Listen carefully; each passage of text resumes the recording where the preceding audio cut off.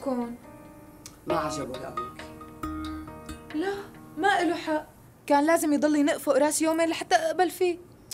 هو الشاب أخلاقه كتير منيحة، بس مشكلته إنه ما بيشتغل. يعني لو بيشتغل كان أبوك يفكر بالموضوع.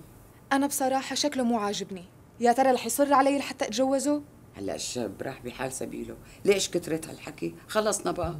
إيه، لأنه المرة الماضية جوزك قرفني الشباب، على قد ما نق علي إلا شوي رح يجوزني بالغصب. لك أنت مجنونة مهسترة.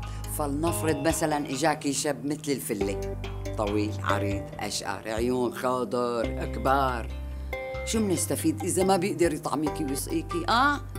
يا ماما طبعا أنا بيهمني اللي بدي أخده يكون حلاوة وأكابري، حتى أشوف حالي فيه قدام رفقاتي. لك شو هالعلاك المصدي؟ شو بدك باللي بيقولوا؟ يقولوا اللي بدهم اياه يا ستي، بس المهم انت تقضي حياتك معه شلون وكيف. هلا هذا زحلط وخلصنا منه، عطيني غيره بقى. اي فعلا قلتي، وانت بطلي لي اياها هاي الحركات تبع صورك بتبعتي لي اياها على الفيسبوك. هلا بدهم الشباب يخطبوكي على الفيسبوك. شو بدك يعني اعمل مثلا؟ ما احط صوري على الفيسبوك وكل رفقاتي بيحطوا صورهم؟ بدك اياهم يقولوا عني جاهله متخلفه؟ بعدين انا حلوه وكل الشباب راقدين وراي، شو اعمل يعني؟ لك يا بنتي يا حبيبتي ما بيصير بتحطي صورك على الفيسبوك وبيجوا هالشباب بيخطبوكي وانت بترفضي. ايه ما بيصير، ما بيجوز، عيب. هلا انا شو اعمل اذا كل يلي تقدموا لي مانن مناسبين؟ لك شلون بس فهميني شلون مناسبين؟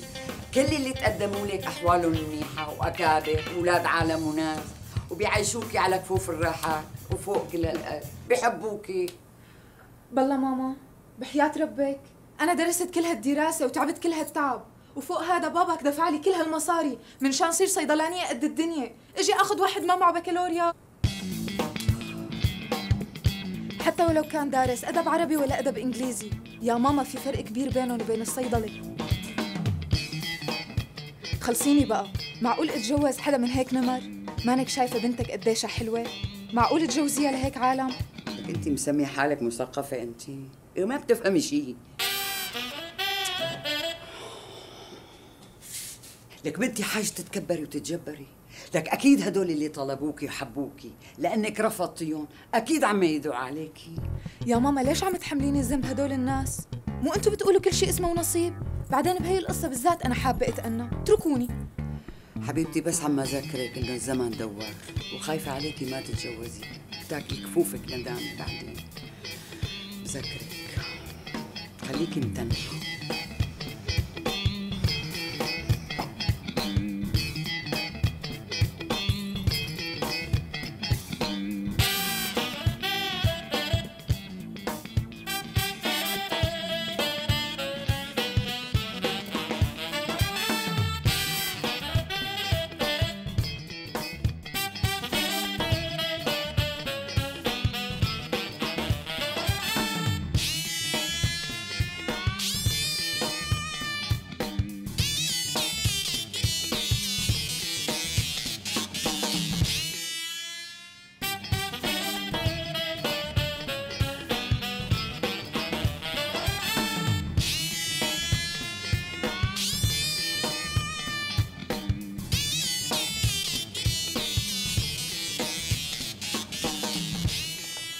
طمنيني، وافق البابا؟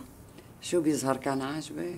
شو نسيتي انه هو اخو رفيقتي بالجامعة وعملت المستحيل لحتى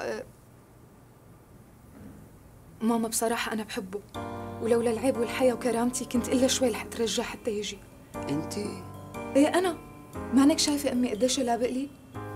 وبعدين بصراحة انا هذا الشاب اللي بدي اياه. بس اخوك يامن ما عجبه لانه مو حامل شهاده. يا امي هلا شو جاب سيرة الشهادة بالنص؟ ليش انا بدي اتجوزه ولا اتجوز شهادته؟ بس اخوك يامن عم يقول الشهاده ضروريه مشان البرستيج، يعني مشان حكي الناس. بعدين شو عدا ما بدل حتى وافقتي؟ شفتي رجعتي لكلامي انت. ماما هذا حالة استثنائية، شو دخل يامن؟ شو مين يلي بده يتزوجه، انا ولا هو؟ هاي اخوك يامن قدامك، لا راح ولا اجا، تصطفلي منك له حبيبتي.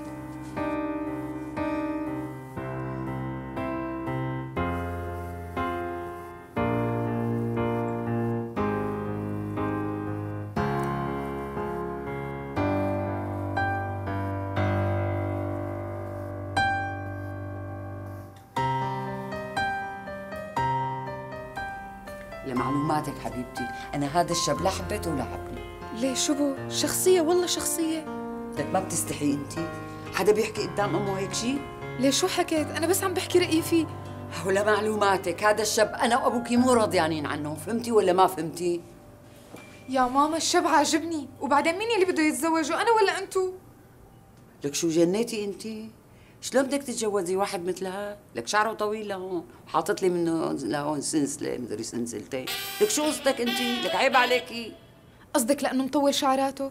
ماما أغلبية الشباب مطولين شعراتهم وهي الموضة هالأيام، وإذا من شان سنسال الذهب ما ليك يا من حاطط سنسال فضة، وحتى إذا من شان العلكة يعني شو فيها؟ يعني شو فيها؟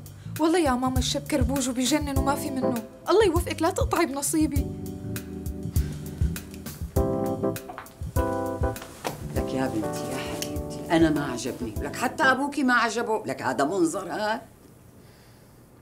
لك يا بنتي يا حبيبتي بعدين إمكانياته مو كل هالقد، وإذا بياخذ 30,000 ليرة بالشهر دخلك شو بدهم يكفوا ليكفوا؟ وهلا شو يعني؟ لك هذا الشاب فايت فوتة مو فوتته، أبوكي بالأخير قلعه، شو يعمل له يعني؟ يقعده ويصمده؟ يعني أنا بس بدي أفهم شو آخرة هالقصة بقى؟ قولوا ما بدكم تزوجوني حتى ما أتأمل بالزواج. لك حبيبتي نحن بس اللي عم نرفض، كم شاب بتقدم لك وانت رفضتيهم ما عجبك؟ كل اللي تقدموا لك ما بتستاهليهم، وانت بتتحملي هي المسؤولية، فهمتي؟ شو يعني هلا؟ عم تحمليني مسؤولية الشيء اللي صار زمان؟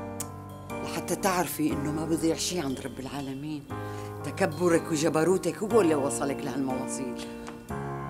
لك نسيتي شو كنت تقولي لي؟ شو كنت تعملي لي محاضرات؟ هذا بيعجبني، هذا ما بيعجبني، هذا ستيلي، هذا مو ستيلي، هذا تيبي، هذا مو تيبي. يا ماما ما أنا اللي بدي أتجوز وأنا اللي بدي أختار، مو هي شغلة بتخصني إلي. لك ما بتستحي انت؟ شو هالحكي الفاضي؟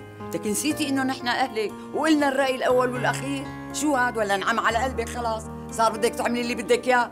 لا مو هيك القصة، بس مو معقول اللي عم يصير، كل ما يجي واحد بيعجبني ما بيعجبكم، كمان أنا مو من حقي إني أختار شريك حياتي، يا أمي صار عمري 32 سنة، شو بقى من العمر أكثر ما مضى؟ معلش بدي خليكي عم تنتظري. يعني بدي ضلني ناطرة؟ اللي انتظر كل هالسنين بينتظر كمان شوي، طولي بالك.